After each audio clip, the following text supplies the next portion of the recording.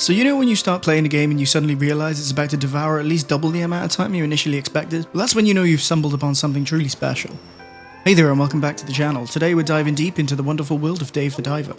Meet Dave, a humble fisherman and expert diver. Join him as he embarks on an adventure with his friends to manage and operate Bancho Sushi, the quirkiest seafood joint in town. Dave the Diver is a 2D RPG developed by Nexon, same guys who did MapleStory if you remember that blast from the past. The game combines genres of exploration, simulation, management and survival themes into one lovable and delightful package. The developers describe the game as follows. Dave the Diver is a casual single-player RPG adventure, featuring deep-sea exploration, fishing during the day and sushi restaurant management at night. Join Dave and his friends as they seek to uncover the secrets of the mysterious blue hole. And I'm pretty sure that's just a reference to the ocean, but you know, whatever floats your boat.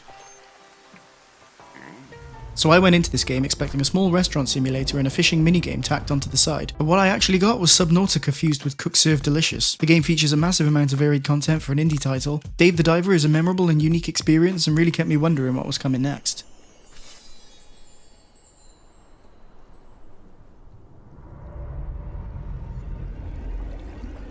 So let's talk about the graphics and the sound. The pixel art style oozes that indie game charm reminiscent of games like Terraria, Stardew Valley and Graveyard Keeper, but don't let its simplicity fool you. Dave the Diver looks absolutely stunning. The ocean depths are beautifully designed with rocks jutting out giving that 3D effect, and the backgrounds which showcase the massive expanse of the ocean. Dave the Diver captures that same awe-inspiring feeling you get from exploring the deep dark depths in Subnautica. There are well over 100 different types of sea life to find, photograph and hunt, and a host of varied and different biomes to explore. And let's not forget about the sound. The audio is fantastic and boasts charming Animal Crossing style voice lines and a catchy modern 8-bit style soundtrack that'll keep you grooving along. I particularly love the underwater tracks which capture that submerged feeling well and add to the immersion of being deep underwater. The soundtrack does get a little bit repetitive playing for a while or revisiting areas, but I would totally jam to this soundtrack if I ended up hundreds of meters down in the ocean for whatever reason. The cutscenes are a real treat and have a hilarious cliché anime style to them. You won't be able to stop laughing when you see your chef researching new dishes, and especially when you meet Duff, the weeaboo weaponsmith. His cutscenes are pure comedy gold. Seriously, check this out.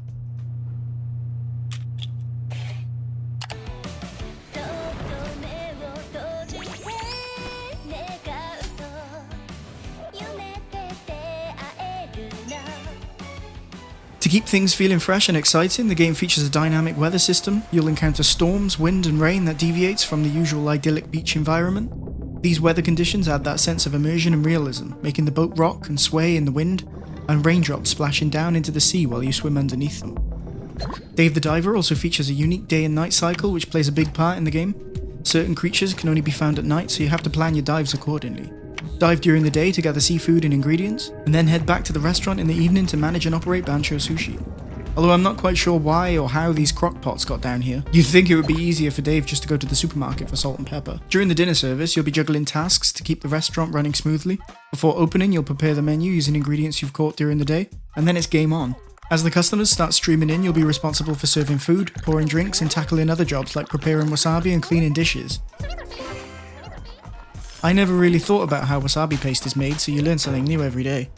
Considering this is only one half of the game, the restaurant simulation part is actually pretty deep. You'll be researching new ingredients and dishes, monitoring stock levels and combining new ingredients to create new exciting recipes to earn more money and those sweet, sweet internet points. When you start to gain a following, you can unlock the ability to hire staff members to help you out. Each employee has their own stats and strengths, and require training to level up and learn new skills. From time to time, Bancho Sushi receives a special visit from VIP customers who ask for unique dishes requiring rare ingredients which must be fished from the ocean, and dishes that require an increasing restaurant rating to research and cook.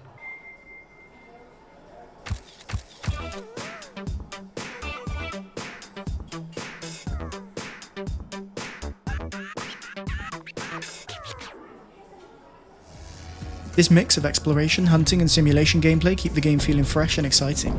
I never really ran out of things to do, and I even had to start sidestepping some of the minigames and side quests, otherwise I'd literally be just here for weeks.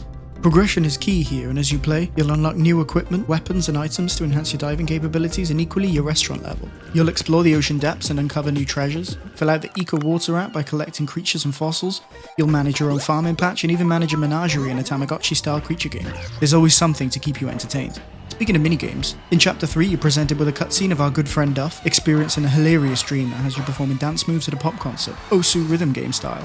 I'm not really sure what the developers were smoking when they decided this needed to be in the game, but I'm on board with it.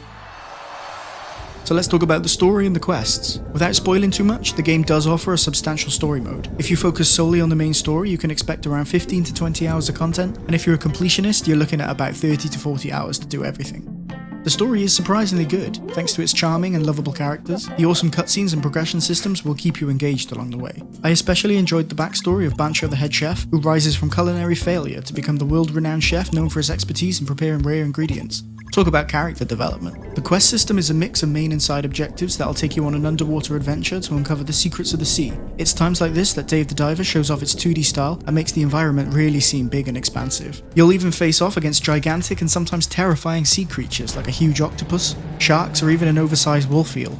The intensity of this fight was palpable, creating a tense atmosphere heightened by the clever use of the background as a gameplay mechanic. The game features a myriad of side stories, and you'll have the chance to help out various characters, including a pair of lovable dolphins and a pesky squid who becomes your ally. The story is wonderful, and it kept me engaged and wondering what was going to happen next. If anything, I think Dave the Diver might be a little bit too packed with content. Expect to get sidetracked by side quests and the need to collect specific items and gear to progress the main story. At times, this kind of felt a little bit grindy as I had to tear myself away from the main story to progress, which was more annoying than interesting, but hey, if you're looking for a game that's bigger than it looks, you'll be pleasantly surprised. Some of the later quests were a little bit lackluster. The game does unfortunately feature some escort and fetch quests that made me want to drown myself. I'm talking about you, Ramo. Now I don't really mind the fetch quests so much, as long as they're contained within optional side stories, but the escort quests, these are a sin for any video game. While we're on the topic of downsides, sometimes finding your next objective can be a bit tricky. You can't check your phone underwater, so clearly Dave needs a new iPhone upgrade, and the in-game quest system isn't always helpful in providing explicit directions, so this means going back up to the boat to waste half your day just to check your quest log. I found myself resorting to googling locations for specific fish or quest objectives. A little more information would have been appreciated at times. The game does feature a radar system which points you to your next objective in some areas, but this isn't always available, especially on side quests. Negatives aside, the progression systems in this game are fantastic and keep you as a player moving forward at a consistent pace. As you progress through the game's chapters, you unlock the ability to purchase and upgrade equipment, items and weapons to aid your oceanic exploration. This felt similar to Subnautica and other survival games and gives the player the need to explore the world to collect items needed to progress, and the various progression systems are designed to keep the player busy and engaged. You'll stumble upon item caches which supply the player with new items that are required to explore the world, such as UV lights for dealing with those pesky tube worms, and a pickaxe to mine underwater ores. You'll even find oxygen tanks to extend your diving time, and an escape pod signal that offers a quick exit when needed.